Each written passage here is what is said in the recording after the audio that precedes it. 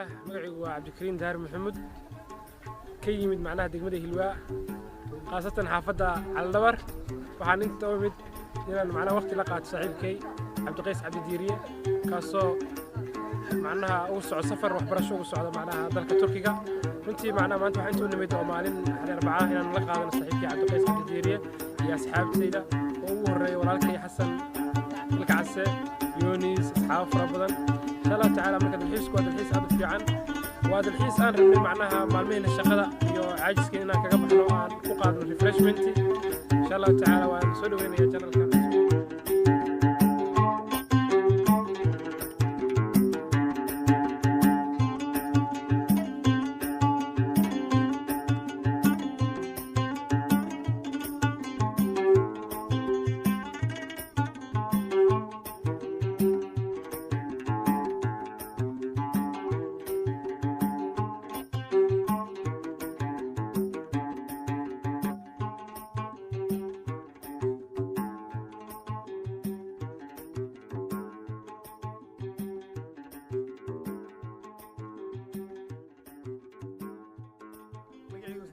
عبد الرزاق محمود آدم maanta waxaan joogaa beerta Dar es Salaam runtii meesha waa meel aad u qurxoon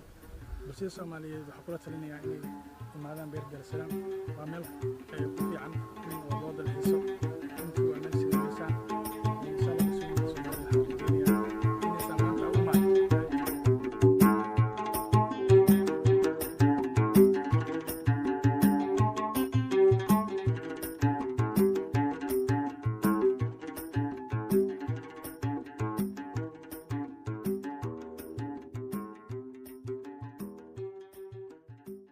Allah magacaygu waa Maxamed Xasan Axmed runtii meeshaan waxaan u imaaday inaan ku qaato waqti asxaabtayda siiba walaalkay saaxiibkay Cabdiqays oo in dhawaaranba isku dayay inuu waddanka ku tago insha Allah taala waxaan halka u marinaa sagootino si sharaf leh annaga asxaabayna waqti la qaadano runtii waa dareemi kartaa meesha waa Dar es Salaam wax waqti lagu qaato iyada u wacan waa meel runtii magaalada in badan ka baxsan taasoo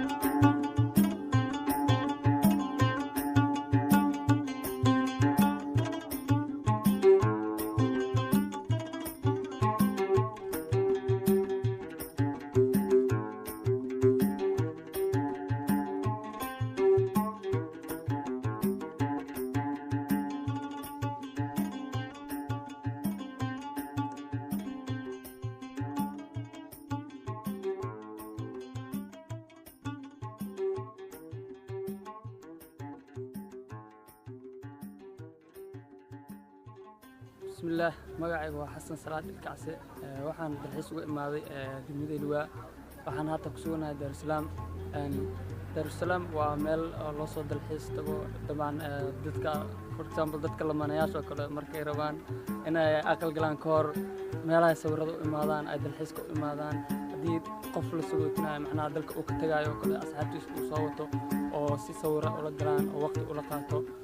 sidoo kale ilmaha yariiska meesha la keeno lagu damaashaad siiyo dadka farxad ay ku qaataan way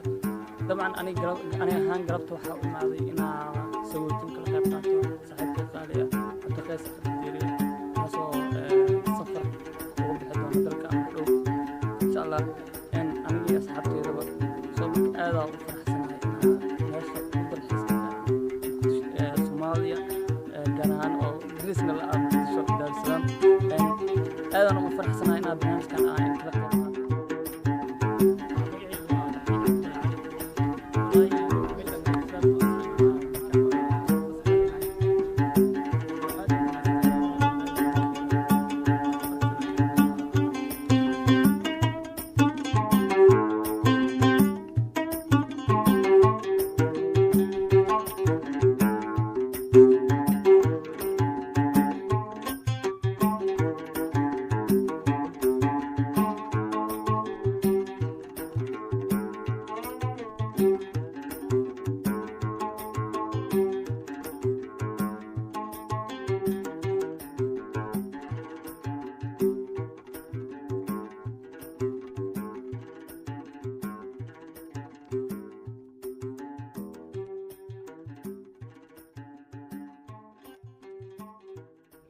magacay waa Saciid Xuseen Cali oo ku nool degmada Yaaqshid